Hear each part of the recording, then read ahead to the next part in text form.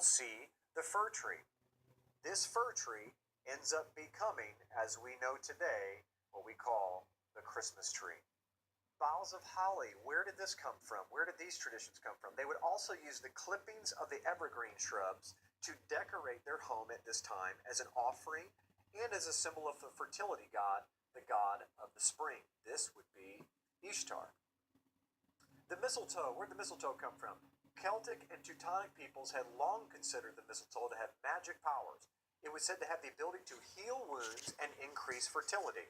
The Celts offered it to their gods in prayer and hung mistletoe in their homes in order to ward off evil spirits. Okay, and I also learned in my research that during the Feast of Saturnalia with the Romans, they would hang this mistletoe up all over the place, and then they would have drunken orgies underneath the mistletoe, and it was said to increase fertility. This, ladies and gentlemen, is why we kiss under the mistletoe. It goes all the way back to the pagan fornication that they did in Rome during the Feast of Saturnalia.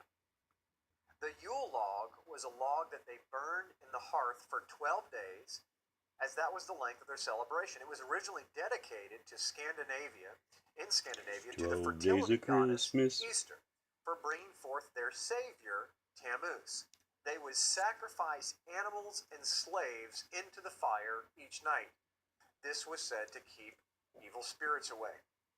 Now let's move to the Encyclopedia Americana and its definition of Christmas. It says this: it was, according to many authorities, not celebrated in the first centuries of the Christian church, as the Christian usage in general was celebrate the death of remarkable persons rather than their birth.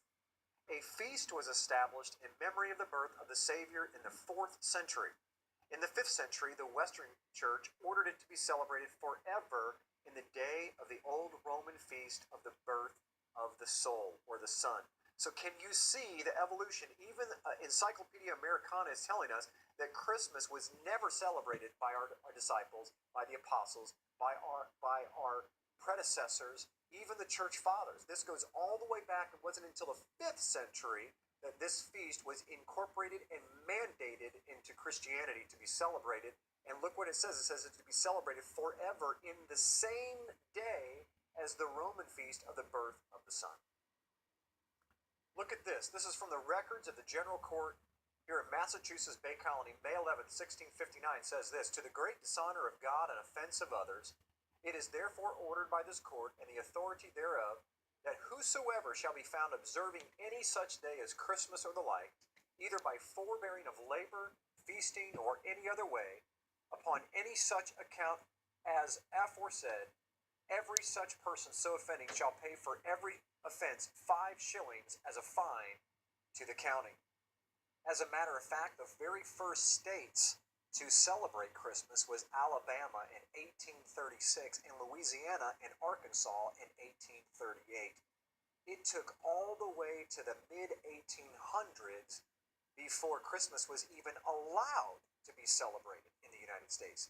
Why would our founders, who were founded in the God of the Bible, make it illegal to celebrate Christmas? Because they were not as far removed as we are from the truth. They understood that these things came out of paganism. They were a lot smarter than what we are. That the God of Abraham, Isaac, and Jacob, Yahweh, did not want us to mix things that people used to worship to the gods that he hates in worship to him.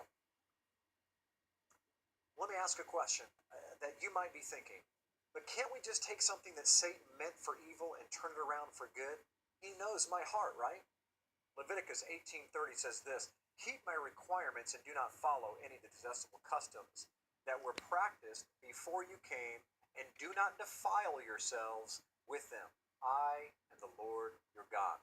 Mark 7:7-8 says, and in vain they worship me, teaching as doctrines the commandments of men. For laying aside the commandment of God, you hold to the tradition of man. The question is if we're supposed to worship the Lord 24 hours a day, and we're supposed to put God on a pedestal where we worship him, don't you think we should worship him in the ways that he has asked us to worship him, and not in the traditions of men? Certainly not the traditions of men that are connected to pagan fertility rites and the worship of the sun god. Let's move into Deuteronomy chapter 12. This is really the king of scriptures, if you will, that give us a good, clear indication of whether or not we can do things just because we are sincere about it. Deuteronomy chapter 12 says this, "And you shall destroy their altars, break their sacred pillars, their obelisk, burn their wooden images with fire. You shall cut down the carved images of their gods and destroy their names from that place. You shall not worship the Lord your God with such things." Now, when I started my journey and I began to discover all of these things, the very first thing that I thought to myself, after I thought, well, that's not what it means to me, was I thought, well, I can actually take some of these things and Christianize them, and the Lord would certainly be pleased that I'm stealing something from the enemy and giving it to him. Well, here we have the Israelites crossing over the Jordan River. They're taking over these Canaanite communities, and instead of destroying everything exactly the way the Father told them to destroy it, they would take certain things like the altars, which were very difficult to build, and they said, well, let's not destroy everything. Let's take this altar, we'll scratch out the name of their God, and we'll put the name of our God. He says, don't you dare do that. Don't you dare take anything that used to be used towards a sun god and Christianize it, throw a little bit of holy water on it, and then offer it to me. I won't accept it. He says, do not worship the Lord your God in that way. He says, you shall not at all do, as we are doing here today, every man doing whatever's right in our own eyes.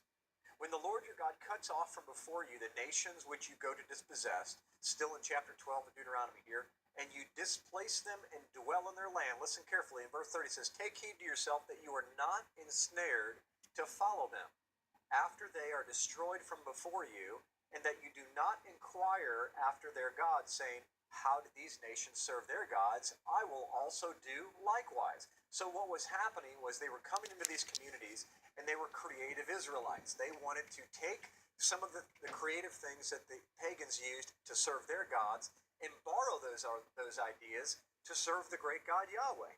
And Yahweh has this to say about it. He says in verse 31, you shall not worship Yahweh your God, the Lord your God, in that way. For every abomination to the Lord which he hates, they have done to their gods. For they burn even their sons and daughters in the fire to their gods.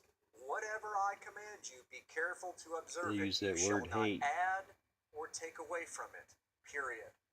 Verse 32 of Deuteronomy chapter 12. So we're seeing very clearly instructions that we have no biblical right as believers to take anything that was used and constituted and dedicated for the worship of other gods and literally just Christianize those things and use those things into worship of our God. We just flat out can't do it. Why? It's very similar to this story.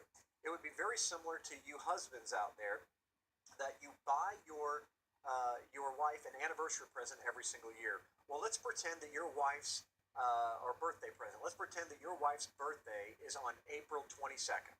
And April 22nd, every year, you buy her a gift for her birthday, like we should. But let's pretend that you had an old girlfriend and her birthday was March 22nd. And so you dated this girl for 10 years, and it was much easier for you to remember March 22nd rather than April 22nd. So imagine going to your wife and saying, honey, I tell you what, it's so hard for me to remember your birthday every year. Would you mind if we switch your birthday from April 22nd to March 22nd? I don't think she's going to be real thrilled about moving her birthday to the same birthday of her enemy, your former girlfriend. That's just not the way it works. Even in human terms, we're offended at moving something that's precious to us to something that's not precious to us. How much more does our God have difficulty with the fact that we You are guys get it celebrating yet? His Son's birthday? We've moved it from its proper time in the fall during the Feast of Tabernacles when He was born, the Feast of Sukkot, to the time of Time the to ancient wake up. fertility gods, the sun god, Thirst flat. both the east and the west.